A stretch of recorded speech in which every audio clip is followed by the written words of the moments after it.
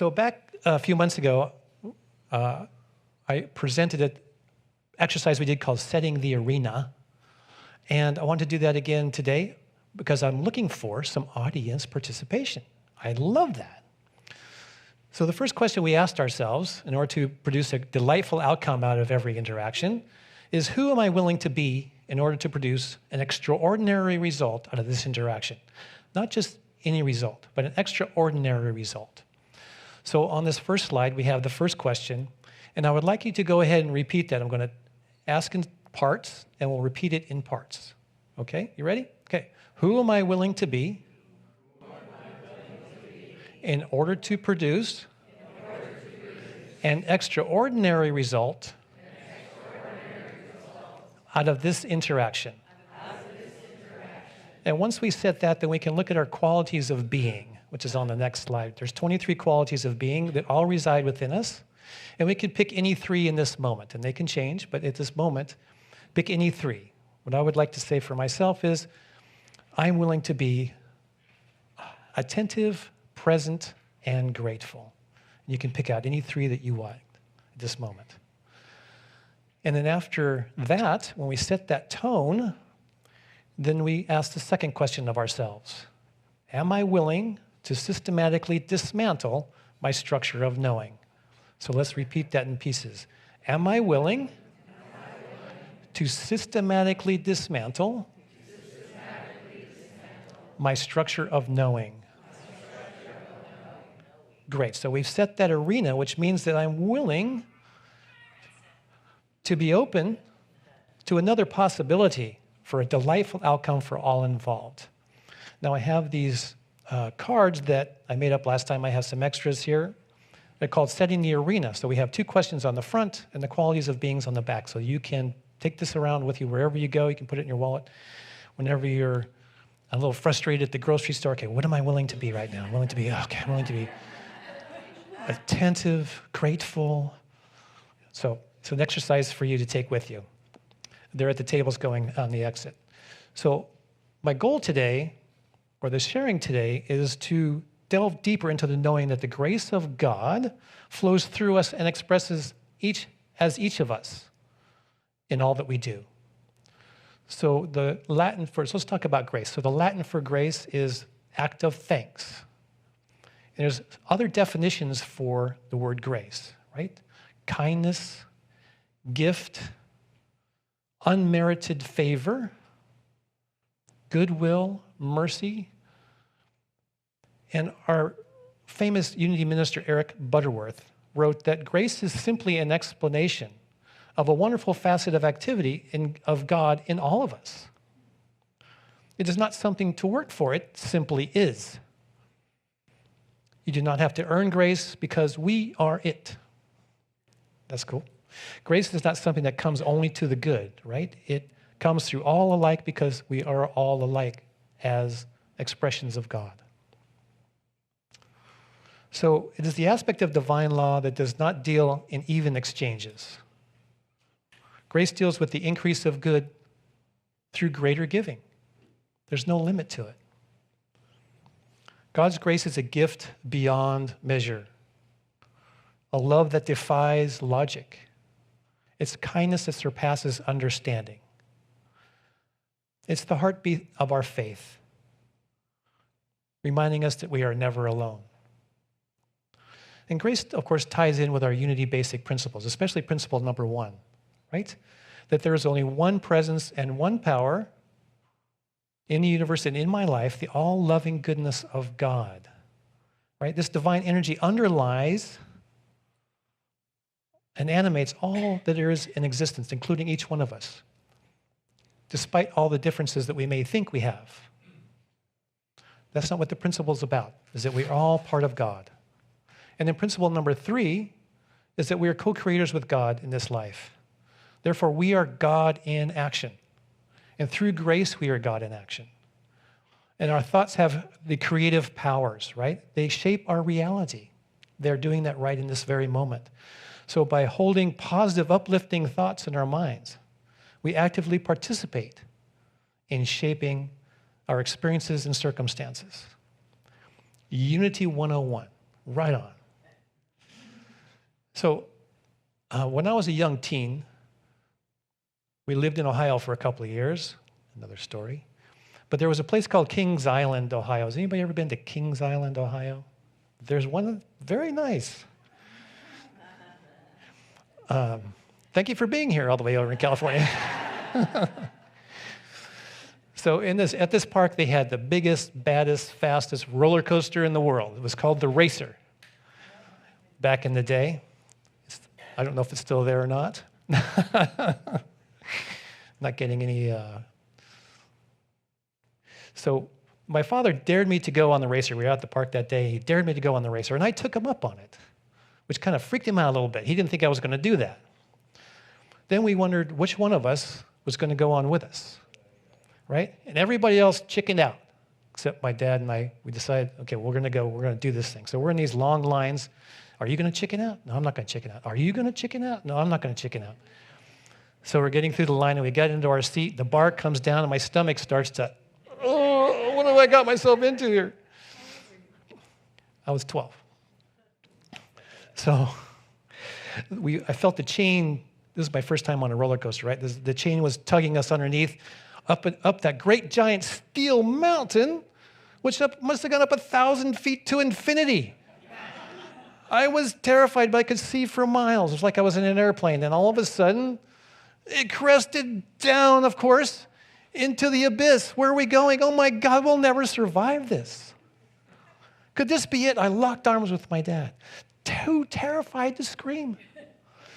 I remember praying to God to help us get through this. The G-forces, the next hill, the next curve, with the arms locked and their eyes barely open. It was just a race, and before I knew it, the car flew into the station at 2,000 miles an hour, and boom, we stopped. Oh, we made it. So I jumped out of the car, and for the first time I said, thank you, God. Thank you, God. And I wanted nothing more than to do it again, right? Because I knew God would be with me. More than a few times in my life, I felt like I was reliving that feeling of being in that roller coaster again. Anyone else ever felt that way along the course of life? The ups and the downs and the curves. When I was younger, it was all about getting out in the world and getting it done, whatever it was, the harder it was, the better. Then after a few decades of the roller coaster of different construction projects everywhere, the push-pull of what I had to be was pushed to be doing every single day, day in and day out, finally changed shape this summer for the first time. Yet along with life challenges, there's always been other challenges. The challenges of being a professional, being part of life, and then also all the social media challenges. I think they're very challenging and very overwhelming. At least they are for me as a card-carrying introvert. I don't know if you're a card-carrying introvert. I know I am. The constant social media inputs do not help my heart be calm. The Twitter X talking heads, urgent news feeds do not help calm my Instagram and my TikTok anxieties. The urgencies of environmental issues and animal rights and human rights and Politico and competition at every level do not help keep my heart calm. Each day I don't know what the right shirt is to wear, what vitamins to take. I'm so confused. Is that what the Rolling Stones were referring to almost 60 years ago? I can't get no satisfaction, no peace in my mind. There are many ways that to notice that God's grace is in our lives, yet it can seem difficult because we're so distracted by all the messages that are being sent our way every single minute. Unless we take the time to turn off the phone. And it's so nice in here at this very moment, right? There's no phones going off. And feeling gratitude for the grace of God in that moment, and the moment we experience in that meditation. That's also why we go to the ocean or to the mountains, or for me, process painting, is our own special place to help us disconnect. Even for a few minutes, it's such a huge help. To feel the grace of God upon our face, to know deeply that we are loved, That takes practice, unfortunately. It just does. To let go and let God be God in and as our life. So one great thing, of course, about coming to church on Sunday is we get the opportunity to step off the roller coaster for a little bit and to enjoy the energy and the openness that moment of silence gives us. To hopefully hear that small voice within speak to us in subtle and powerful ways. So here we are, so blessed by God on this beautiful day. We can be together. So audience participation, let's breathe that in. Dear Lord, thank you for being with us and through us with all your grace, bringing us together. Thank you, God. Just to acknowledge that. Doesn't that feel good? So there was a gentleman recently. Let's call him Don. Don makes his transition and goes to heaven. Of course, St. Peter's there in front of the pearly gates. And St. Peter says, here's how it works. You need 100 points to make it into heaven. You tell me all the good things you've done, and I'll give you a certain number of points for each item. And depending on how good it goes, when you reach 100 points, then you get in.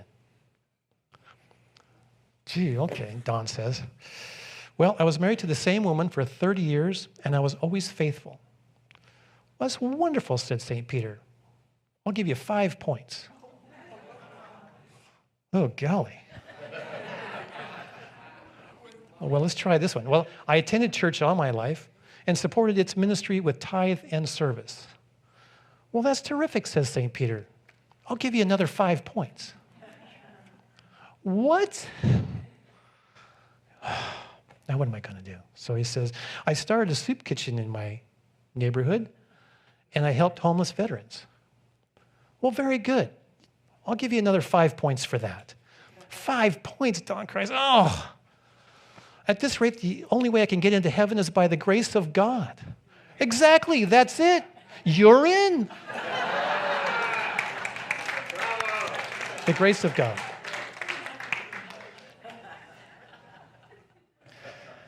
Sorry, I couldn't help that. I love that. A great Thomas Merton, author, mystic and monk, wrote that the purpose of art is washing the dust of daily life off of our souls. And I really believe that. Art enables us to find ourselves and lose ourselves at the same time. So my experience is that God's grace shows up even in artwork. Doing process arts has kept me my mind creative and my spiritual side exercised so that my ego doesn't drive me off the rails. It's been really helpful for me. And I can't help myself being such a visual learner. And as some of you know, I've been working to change my long career, which has been a tough transition, one of my own making, of course, because we like to make our life hard sometimes, don't we? Am I the only one? So I'd like to share this painting I did a few months ago. What I did was feeling that the first thing that came to me when a vision or a piece of image comes to me, I have to paint it. I just have to paint it or sketch it out. So the first thing that came to me, the only thing that came to me was the ship. I got to paint this ship. I was telling my wife, Diane, I got to paint this ship. I'm busy right now. I got to paint this ship. And then once that ship was done, then there was more and more elements that showed up. The man in the river, of course, a self-portrait. Well, thank you for that zoom in.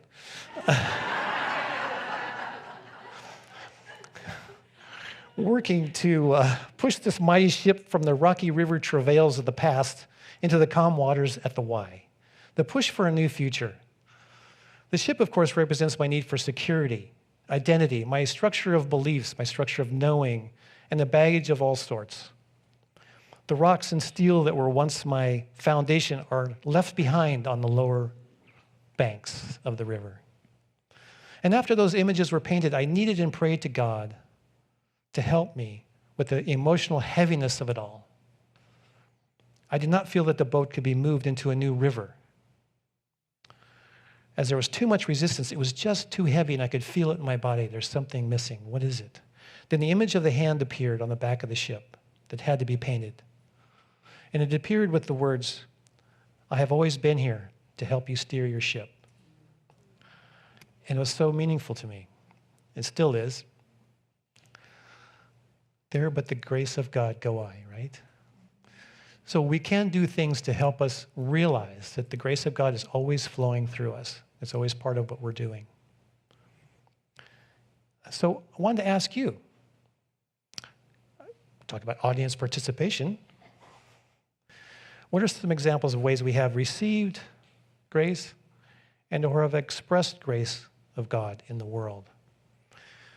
Now, I'd like to take a few minutes for you to share just a short sentence or two and share a time when you were saved by grace. For example, when I was 20 years old, I was racing motorcycles, which was really crazy, right? Of course, there's no helmets back then.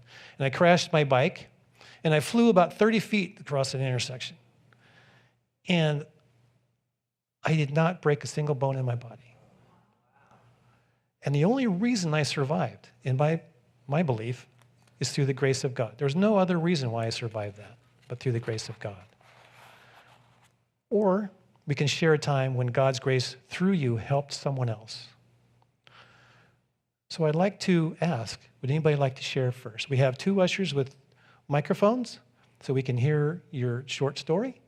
And we have one right there. So thank you for being willing to share a couple stories with us. Hi.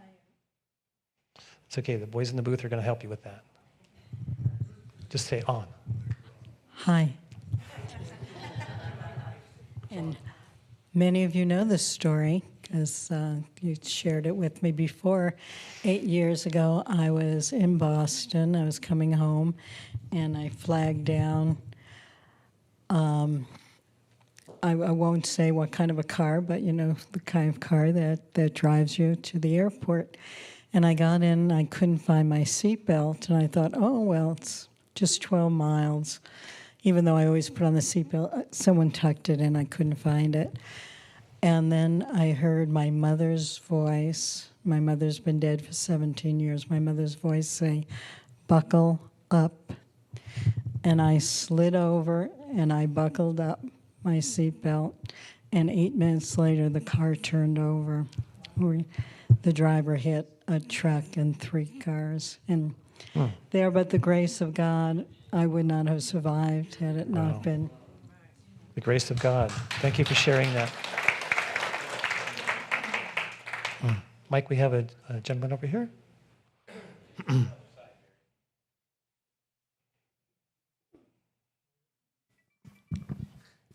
Like this? Or like this? Okay, I'm 18 years old.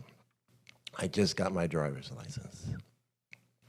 And my dad had this old Buick convertible. And I'm driving this car. And I have 2 friends with me, a fellow by the name of Don Duker and a girl by the name of Renee. And so Don was kind of a jerk.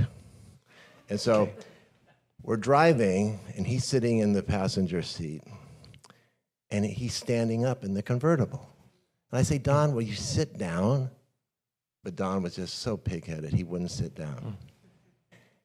And I thought, well, I saw on the road ahead of me, I saw there was a weeping willow tree, and nobody had cut it in years. And it had grown all the way to the street. And I said, well, this is my opportunity, a God-given opportunity. I'm going to teach Don a lesson. So I drive into the weeping willow tree. You know, so I can't see what's ahead of me now. And all of a sudden, a voice in my head screamed, stop, stop. And I slammed on the brakes. And then, you know how the weeping willow tree, if you get into the middle of it, the branches aren't there anymore, so you can see. Well, anyway, the front of my car went into the weeping willow tree, and there, as I came to a stop, there was a young kid, a young boy on a bicycle. He was leaning back like this, and the front of my big, heavy Buick convertible was over the front of his bike. And I said to him, he had this terrified look on his face. I have never forgotten it. But he also had a joyful look on his face, too. And I said, are you okay? He says, yeah, I'm fine, I'm fine. But if I would have continued, I would have killed him, I would have my life would not be the way it is now. But that voice that said that was a gift from God, and that's the grace of God. Thank you for sharing that. Mike, look to the over here.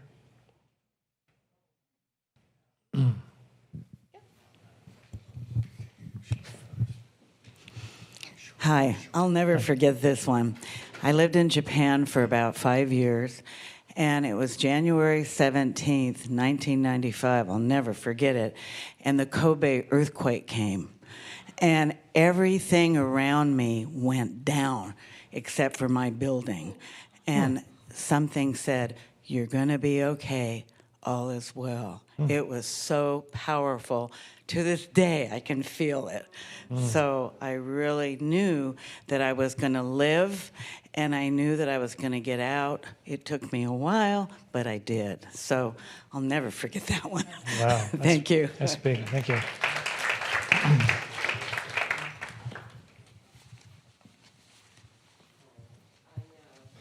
I was on the Bay Bridge going into San Francisco, and there was a big truck in front of me that had a bunch of construction things in the back that were not tied down.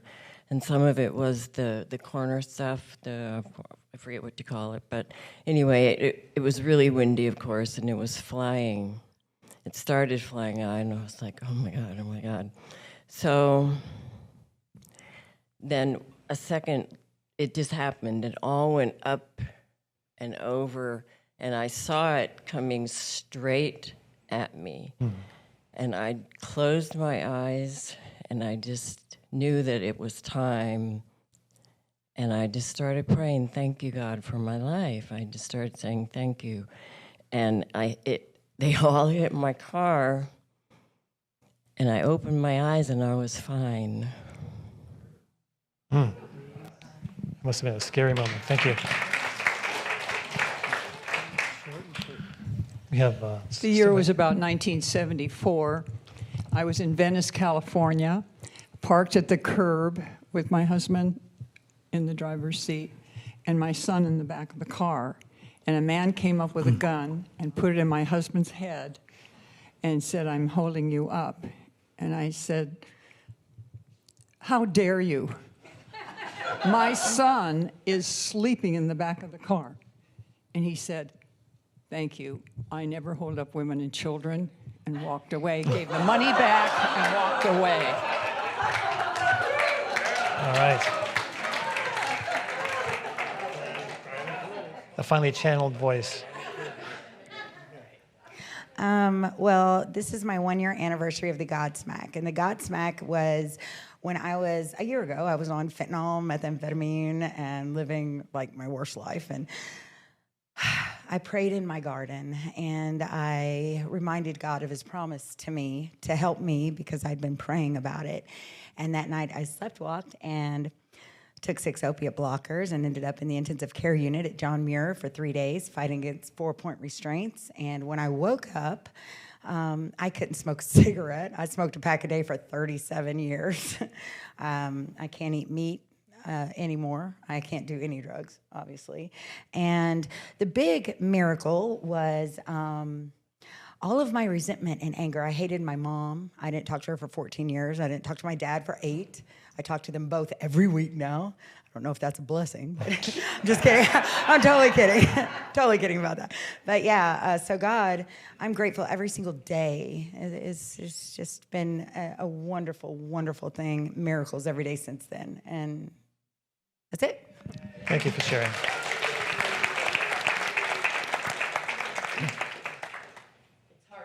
That one, Jody, because yeah, I feel your Godsmack every time I'm with you. I've had I feel like a big hand has come down at a lot of points in my life.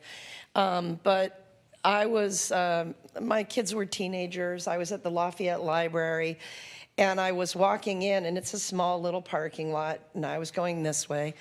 And little did I know that a woman in a big car was backing into my back.